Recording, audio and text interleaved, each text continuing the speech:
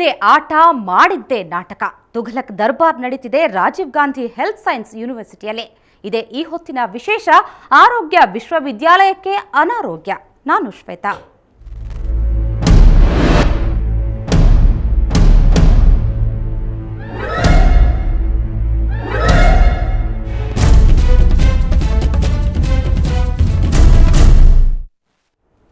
ಹುಚ್ಚುಮುಂಡೆ ಮದುವೆಯಲ್ಲಿ ಉಂಡೋನೆ ಜಾಣ ಅನ್ನೋ ಮಾತು ಈಗ ಉಳಿದೆಲ್ಲ ಜಾಗಗಳಿಗಿಂತಲೂ ರಾಜೀವ್ ಗಾಂಧಿ ಆರೋಗ್ಯ ವಿಜ್ಞಾನ ವಿಶ್ವವಿದ್ಯಾಲಯದಲ್ಲಿ ಹೆಚ್ಚು ಪ್ರಸ್ತುತ ಅನಿಸ್ತಿದೆ.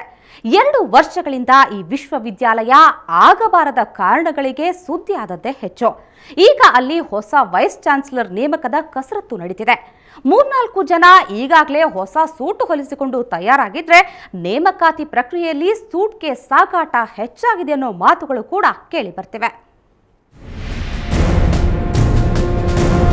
ಇದು ರಾಜೀವ್ ಗಾಂಧಿ ಆರೋಗ್ಯ ವಿಜ್ಞಾನ ವಿಶ್ವವಿದ್ಯಾಲಯ ಬೆಂಗಳೂರಿನ ಜಯನಗರದಲ್ಲಿದೆ.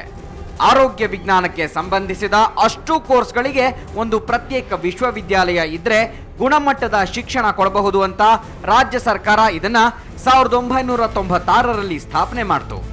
ಇದರಿಂದ ವಿದ್ಯಾರ್ಥಿಗಳು ಉದ್ಧಾರವಾದದ್ದು ಅಷ್ಟರಲ್ಲೇ ಇದೆ. ವಿಶ್ವವಿದ್ಯಾಲಯದ ಆಯಕಟ್ಟಿನ ಜಾಗಗಳಲ್ಲಿರೋರು ಮಾತ್ರ ಉದ್ಧಾರವಾಗಿ ಉಪ್ಪರಿಗೆ ಏರಿರೋದು ಮಾತ್ರ ಸುಳ್ಳಲ್ಲ. ಇಲ್ಲಿ ನಡೆದ ಹಗರಣಗಳು ಸಿಬಿಐ ತನಕ ಹೋಗಿವೆ. ಆದರೆ ಶಿಕ್ಷೆ ಆಗಿರೋ ಉದಾಹರಣೆಗಳು ಮಾತ್ರ ಇಲ್ಲ. ಖುದ್ದು ವೈಸ್ ಚಾನ್ಸಲರ್ ಮೇಲೆ ಹೇರಾಫೇರಿ ಆರೋಪಗಳಿರೋದ್ರಿಂದ ಉಳಿದವರನ್ನ ಕೇಳೋರಿಲ್ಲ. ನಾನು ಹಲವಾರು ವಿಸಿಗಳು ನೋಡಿದ್ದೀನಿ. 5 ಜನ ರಾಜೀವ್ ಗಾಂಧಿ ಯೂನಿವರ್ಸಿಟಿ ವಿಸಿಗಳು ನೋಡಿದ್ದೀನಿ. This is the darkest chapter ಅಂತ ನಾನು ಹೇಳಬಲ್ಲೆ, ಧೈರ್ಯವಾಗಿ ಹೇಳಬಲ್ಲೆ. ಯಾಕಂದರೆ ನಮ್ಮ ಪ್ರೊಸೀಡಿಂಗ್ಸು, ಸಿಂಡಿಕೇಟ್ ಡಿಸ್ಕಷನ್ಸು ಅವೆಲ್ಲ ನೋಡಿ ನಾವು ಇಮ್ಯಾಜಿನ್ ಮಾಡಿ ಈ ಒಂದು ಯೂನಿವರ್ಸಿಟಿ ಒಂದು ಮಾಡೆಲ್ ಆಗಬೇಕು, ನಮ್ಮ ದೇಶದಲ್ಲೇ ಒಂದು ಮಾಡೆಲ್ ಆಗಬೇಕು ಅನ್ನೋ ಆಸೆ ಇಟ್ಕೊಂಡು ಮಾಡಿದ್ವಿ. ಆದರೆ ಬಹಳ ಅಧೋಗತಿಗೆ ಹೋಗಿದೆ. Corruption has become unlimited.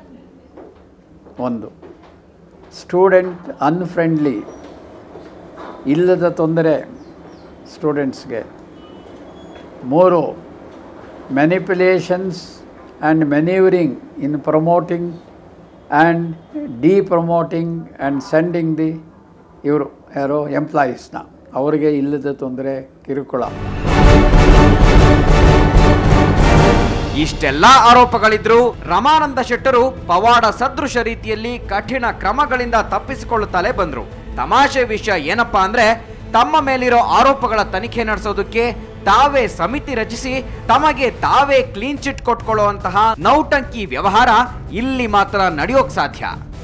ಇವರ ಅಧಿಕಾರಾವಧಿಯಲ್ಲಿ ನಡೆದವು ಅನ್ನಲಾದ ಹಗರಣಗಳ ಪೈಕಿ ಓವರ್ ಟೈಮ್ ಕೆಲಸ ಮಾಡಿದ್ದಕ್ಕಾಗಿ ಪಿಜಿಸಿಇಟಿ ನಿಧಿಯಿಂದ 58 ಲಕ್ಷ ರೂಪಾಯಿ ಹಣವನ್ನ ವಿಶ್ವವಿದ್ಯಾನಿಲಯದ ಸಿಬ್ಬಂದಿಗೆ ಬಿಡುಗಡೆ ಮಾಡಿದ ರಮಾನಂದ ಶೆಟ್ಟರು ಆ ಪೈಕಿ 4 ಲಕ್ಷ ರೂಪಾಯಿಗಳನ್ನ ತಮ್ಮ ಓವರ್ ಟೈಮ್ ಡ್ಯೂಟಿಗೆ ಎಂದು ಪಡ್ಕೊಂಡ್ರು.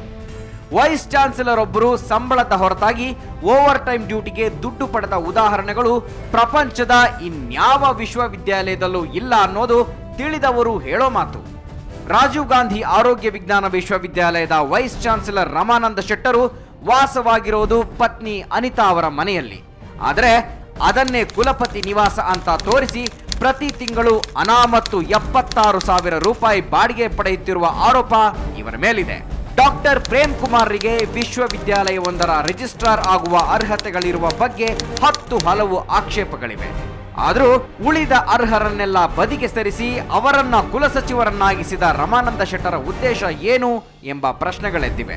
ದಿನಗೂಲಿ ನೌಕರರಿಗೆ ಕೊಡುವ ಸಂಬಳ ವಿಷಯದಲ್ಲಿ ರಾಮನ ಲೆಕ್ಕ ಕೃಷ್ಣನ ಲೆಕ್ಕ ತೋರಿಸುತ್ತಿರುವ ಆರೋಪಗಳಿವೆ. ಸ್ವಂತ ಕಂಪ್ಯೂಟರ್ ಖರೀದಿ ಮಾಡಬಹುದಾದ ಮೊತ್ತದ 3 ಪಟ್ಟಿನಷ್ಟು ದುಡ್ಡು ಕೊಟ್ಟು ಕಳಪೆ ಕಂಪ್ಯೂಟರ್ ಬಾಡಿಗೆಗೆ ಪಡೆಯಲಾಗಿದೆ ಅನ್ನೋ ಆರೋಪಗಳಿವೆ. ಇವು ವೈಸ್ ಚಾನ್ಸಲರ್ ಡಾಕ್ಟರ್ ರಮಾನಂದ ಶೆಟ್ಟರ ಮೇಲಿನ ಕೆಲವು ಆರೋಪಗಳಾದವು. ಇನ್ನು ರಾಜೀವ್ ಗಾಂಧಿ ಆರೋಗ್ಯ ವಿಜ್ಞಾನ ವಿಶ್ವವಿದ್ಯಾಲಯದಲ್ಲಿ ನಡೆಯುವ ಪರೀಕ್ಷೆಗಳ ವಿಷಯಕ್ಕೆ ಬಂದ್ರೆ ಅದೊಂದು ದೊಡ್ಡ ತಮಾಷೆಯ ಕಥೆ. ಹಿಂದೆ MBBS ಅನ್ನೋದು ತುಂಬಾ ಜಾಣ ಪ್ರತಿಭಾವಂತ ವಿದ್ಯಾರ್ಥಿಗಳು ಮಾತ್ರ ತೆಗೆದುಕೊಳ್ಳಬಹುದಾದ ಡಿಗ್ರಿಯಾಗಿತ್ತು. MD ಮುಗಿಸುವಷ್ಟರಲ್ಲಿ ಹುಡುಗಿಯರ ಜಾಣತನವೆಲ್ಲ ಹೊರಗೆ ಹತ್ತಿ ಹೋಗ್ತಿತ್ತು.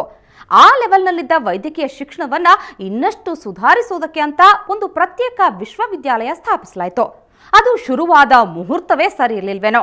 ಈಗೇನಿದ್ರು ವೈದ್ಯಕೀಯ ಪದವಿ ಅನ್ನೋದು ಸೂಟ್ ಕೇಸ್ ಮಾರಾಟವಾಗೋ ಸರಕಾಗಿ ಹೋಗಿದೆ.